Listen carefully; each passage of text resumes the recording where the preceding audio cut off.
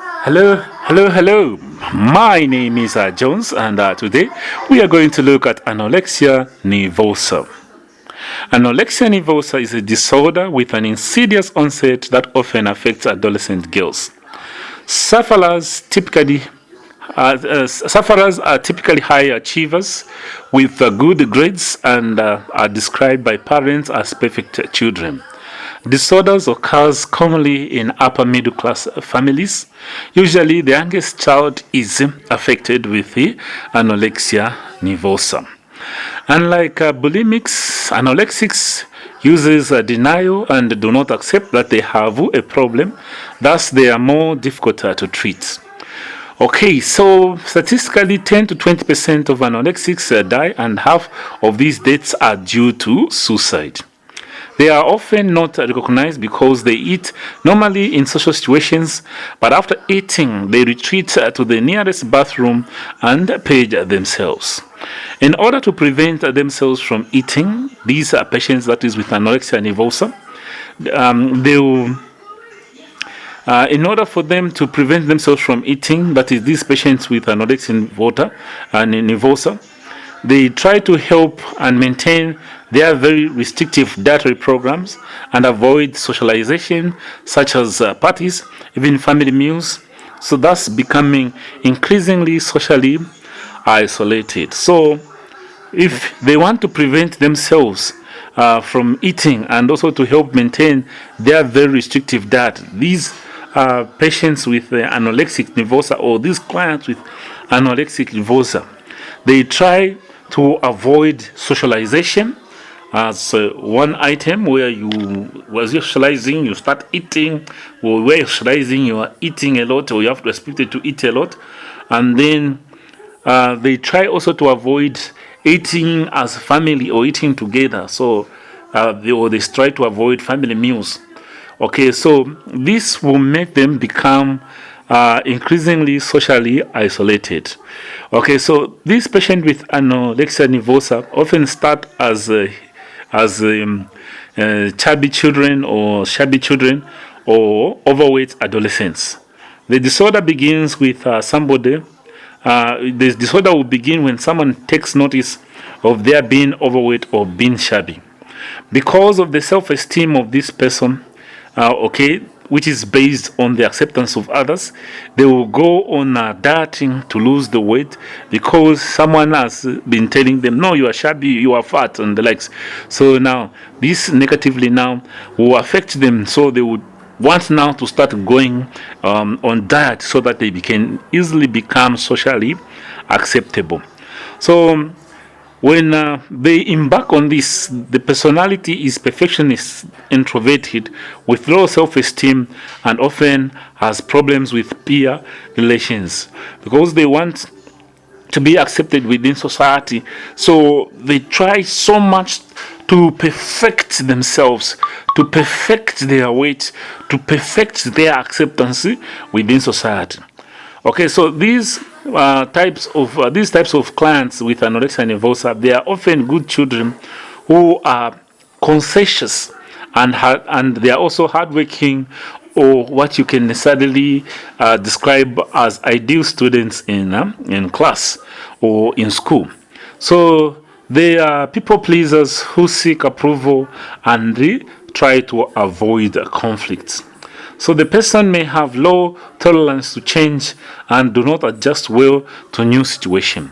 Often they are overly engaged with or dependent on parents or family. Dieting may represent avoidance or ineffective attempts to cope with the demands of a new life stage, such as in adolescence. They may fear growing up and assuming adult responsibility, including an adult lifestyle. The symptoms of anorexia are thought to be a kind of symbolic language that expresses I'm not ready to grow up yet, or I'm starving for attention.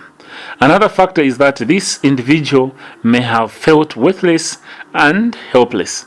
So they would try to combat these feelings by taking over those parts of their life that they can feel or they feel they have control over. Okay, and that is the weight and also how often they eat. So they try to take control of these things.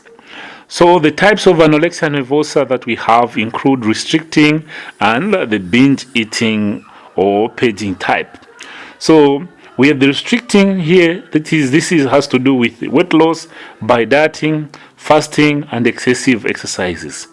Then the binge eating or paging type uses self-induced vomiting, abuses laxatives, and diuretics or enema for them to lose weight. So they will eat a lot and then compensate this with paging. Okay, so these are the binge type of eating disorder that necessarily this patient will have with anorexia nervosa. So when doing assessment for these patients with anorexia nervosa, okay, so behaviors should be directed towards weight loss, like dieting. Okay, so when you're doing an assessment, behaviors directed toward weight loss like dieting, exercise, and paging also needs to be noted within the patient so that you can make necessary adjustments. Then withdrawn and socially isolated clients, okay, who refuse to eat with family on the table, you need to notice for this and necessarily put in measures that will allow them to eat with the family or to eat on the family table. Then distorted body image. This is because here the patient to see themselves as fat despite being emaciated. So you need to note a patient's weight, okay, and necessarily talk about their image and the physiological effects that may come because of emaciation. Then there can be intense fear of becoming fat within this patient. So as you're assessing this patient, you need to be aware of this. Then the other part of assessment that you also need to take note of is that due to misconception that food can make them obese and look ugly, their life is dominated by behaviors directed at avoiding food intake, and promoting weight loss. They then become preoccupied with food and engage in bizarre behaviors such as peculiar to handling of food or holding food or collecting recipes, or they may try to be rearranging food on the plate repeatedly, okay, reading multiple materials about food, okay, to the point that they think they have like superior knowledge about recipes or foods that they can use for them to reduce weight. So these are patients with anorexia nervosa. So when someone has anorexia nervosa, they may be depressed, okay, they may have sleep disturbances, they may also tend to show suicidal tendencies and may have some crying spells. Okay, this is because of anorexia nervosa. They may also have compulsive rituals. Okay, compulsive rituals are certain things that they do, and they just have to do those things. And if they don't do those things, you see them actually manifesting with more like physiological symptoms because they haven't done those things that they do. So they have these compulsive rituals. So in women, amenorrhea for at least 4 months and lack of interest in sexual activity due to lack of nourishment, menstruation can even occur. Okay, menstruation can occur only if a woman is able to maintain at least 17% of their body fat. So for women, they lose interest in sexual activity, okay, because of lack of nourishment. The menstruation becomes affected. They may have amenorrhea for 4 months or for some months because of reduced body fats that they have. Okay, and also knowing that body fats have a role that they play in production of hormones. Okay, so men also tend to have anorexia, and 10% actually of males are affected by anorexia nervosa. So for males, if they have anorexia nervosa, their level of sex hormones also are going to drop. Okay, sex hormones are also going to drop, reducing the libido or the energy for sex itself. Then physical symptoms that you can see with patients with anorexia nervosa also may include bradycardia, Hypothermia, because of reduced fatty layer under the skin, bradycardia. Okay, the heart is pumping slowly. Then there will be dehydration. Okay, there can be dependent edema, hypotension, which mostly is due to decreased metabolic rate as a compensatory mechanism of the body to low food intake. Okay, the other things that we necessarily, as we are assessing, that we can see with patients with anorexia nervosa is that they may induce vomiting, use certain animals or diet pills excessively, okay, so that they reduce weight. Okay, as disease progresses, they may become deceitful, stubborn, hostile, and manipulative. That is how necessarily patients with anorexia nervosa may necessarily do. So we see sleep disturbances, physical symptoms like bradycardia, hypothermia, dehydration are some of the symptoms that necessarily we can do. Okay, so some nursing interventions. Okay, so there is cognitive and behavior therapy.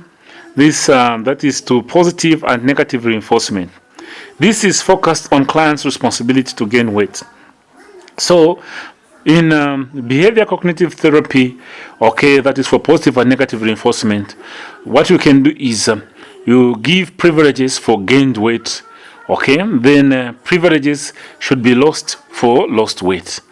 Then you can talk of increased self-esteem by acceptance and non-judgmental approach, so that the patient will realize that they do not need artificial perfection, but they believe thinness provides. Okay, so you can assist to find other positive qualities about the patient other than being thin, okay, in order to please others. So you can find these and necessarily tell the patient that, people don't just have to look at you that you are slim for them to like you. People like you, certain things of behavior in your personality, your charm as you are mixing with people. Then you can teach about the disorder. The more information they receive, okay, that validates their problem, the less likely they will deny that they have a problem. So you have to teach them so that they know more about the condition or the condition that you suspect as anorexia nervosa. You can monitor weight 3 times a week, but you have to ensure that the patient does not necessarily see the weighing scale.